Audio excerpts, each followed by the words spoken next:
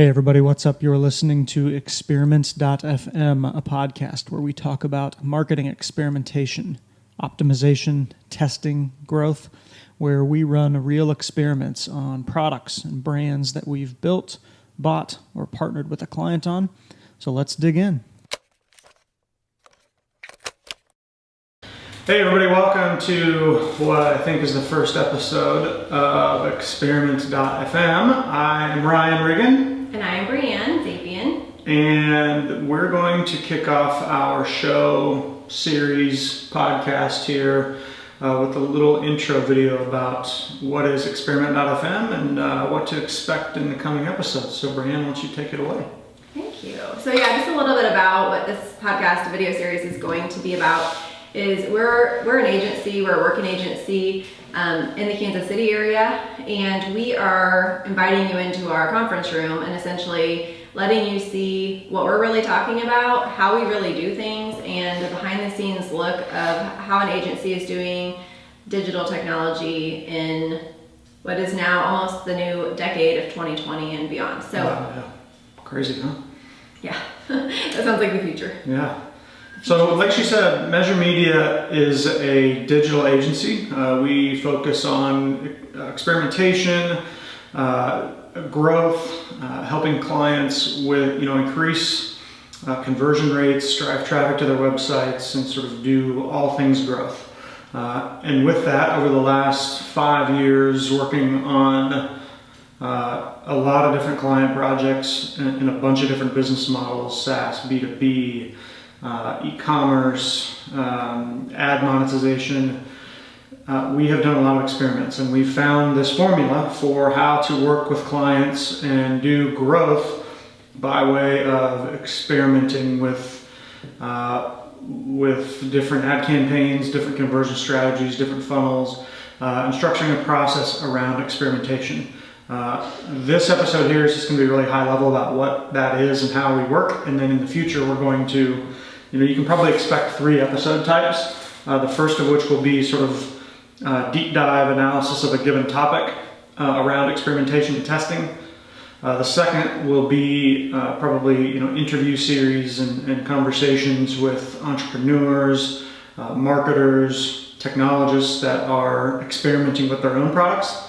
And then the third will be us experimenting, running experiment sprints, which is what we're going to talk about today, on brands that we own, client projects, or things that we've partnered with clients on. And we're super pumped about it, and we're glad you're here. So tell us, Ryan, what is experiment sprint? Well, that didn't sound scripted at all. I love it. Because it wasn't. But okay, so what is an experiment sprint? So you guys, may have heard the concept of a design sprint. The design sprint originated at Google Ventures. It's like this week-long concept of taking an idea into sketches and solving a design problem from ground zero to prototype in a week's time frame. It's a great book. I think it's just called The Design Sprint or The Sprint. I'll put a link to it in the show notes. Talks all about the process. We have borrowed some concepts from that because we really believe in it, and we've expanded it into this concept of an experiment sprint, right? So rather than just solving design problems, we're trying to prove or disprove business or marketing problems. A lot of those can be design problems, but an experiment sprint is a controlled cycle of iterative testing on a product, a brand, a business model, developing an audience. Even what we're doing right now could be categorized as an experiment. We've been doing this for 5 years, and we're trying to, level up our audience, and that's what this show is about. We're constantly experimenting, and we run these sprints with clients who are trying to discover a business model, trying to scale a business model, trying to add a channel. And we found that an experiment sprint, kind of from the testing that we've done, we've tried 1 week, 2 weeks, 6 weeks, 8 weeks. We've kind of landed on this concept of 4 weeks. Generally speaking, an experiment sprint is a 4-week controlled cycle where we attack a given set of business problems. Look for a goal, whether it's, grow an audience, build an email list, increase conversion rates, double our mobile conversion rates, and we run a sprint. Yeah, I was just going to add that we're basically intentionally putting constraints on an idea Yes, for the purpose of getting it done, for one. So being efficient and also being able to have a start and end time. So it's not this grand, huge idea necessarily. It's taking a grand, huge idea and prioritizing that and breaking it down into manageable work that is actually going to get done. And using that data to look at it in real time. Is it effective or not? If it is something that can be measured like that. Yeah, I think that's a great point. And we could probably do a whole episode on constraints, because understanding your constraints at the beginning of your sprint and understanding them well likely will determine the success of the sprint and your ability to execute.